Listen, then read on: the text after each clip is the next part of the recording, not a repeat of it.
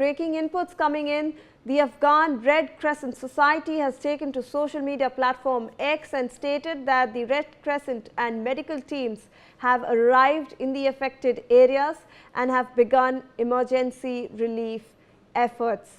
So now, Ajay, we do know that because of the situation in Afghanistan, there are a lot of humanitarian groups, there are a lot of medical groups present, international medical groups present, and now we have a statement from Red Crescent Society that they are actually present on the spot, their volunteers are there, and they are conducting all the rescue and relief operations currently. Yes, number of teams, they have been deployed, whether it is government aids and other, people, those who are working in the field of they are on job to provide them relief to the people. But as of now, because still they have to assess the situation, then they will be able to provide the help to the people over there.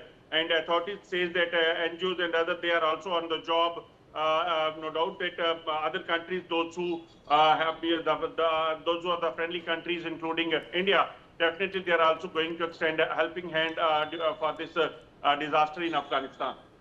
Absolutely. Ajay, also I would like to get in your input since we have been seeing that these are the same areas which are usually affected by the earthquakes, and we have been seeing over the past few years and months as well, recent months as well, that this is the same area that has been suffering due to these earthquakes over the past, and we have seen a lot of casualties, some even reaching to the death toll of 2000. So we will obviously see more damage, and how are the authorities actually now dealing with this? We have seen that India has been sending help, the first response also during such situations. Yes, you're right. India always extends, a helping hand to Afghanistan, and in the past as well, we have seen that several disasters, Afghanistan have faced because of the earthquake and by other reason as well. This time another earthquake have shaken this Afghanistan. So it is expected that government of India is also going to announce, a relief for Afghanistan, and if it is required, then India will also send rescue teams as well. As we know that Afghanistan is a cairn where rescuing people and providing help is very tough because of the hampering of road connectivity, and that's why Afghanistan must be facing so many challenges. Government must be facing so many challenges, but India definitely are going to extend help to Afghanistan in the coming time. Absolutely, Ajay.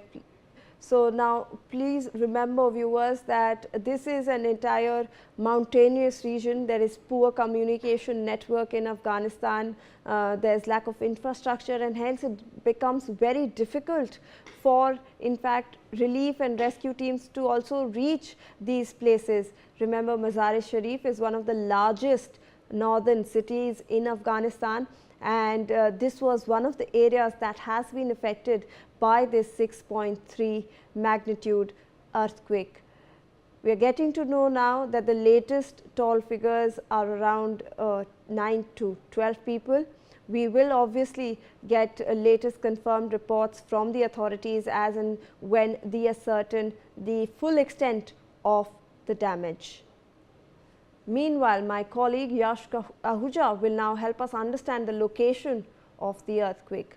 Yash, we were just speaking about how this earthquake has struck one of the most northernmost area in Afghanistan. Mazari Sharif is one of the largest towns in northern Afghanistan. Please take us through those details. Yes, Shivani, I would just yes, as you can see on our screens, this is the place that you were talking about. This is Mazari Sharif. This is one of the biggest towns in Afghanistan, and the epicenter of the earthquake is just around this hill. As you very rightly pointed out, it is a mountainous region, so it makes the it makes the rescue and search operations very, very difficult. Now we saw a visual from a school in the Balkh area, so you can see, even though the epicenter is somewhere here, the damage can be seen in Balkh, in Naurdi, in Turkmania regions also. Now, if I zoom out a little and if we look at this, this is the extent of the earthquake. So this is how far the ripples of the 6.3 magnitude earthquake have spread. They have caused intensive damage to public property, to private property. Moreover, the death toll, as we can confirm right now, is between 9 to 12 people. Over 150 people have been injured in this earthquake.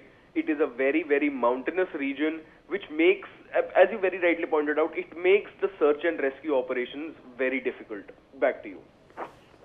Absolutely, Yash. I think viewers should remember that apart from it being a very mountainous region, there's poor telecommunication networks, the infrastructure is also less over there, so it becomes very difficult for actually relief and rescue operations to be conducted. And Afghanistan has for long been dependent on foreign aid when such disasters actually strike the country. And remember that it is one of the largest earthquakes to strike the region. We have also seen that so many people have been injured over here, 150. That's the initial numbers that we are getting. Now, Afghanistan's national